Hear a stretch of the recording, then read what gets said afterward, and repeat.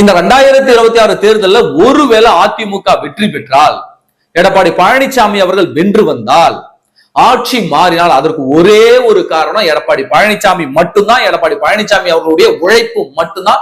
இதை எப்பவும் சொல்லுவேன், இப்பவும் சொல்றேன்.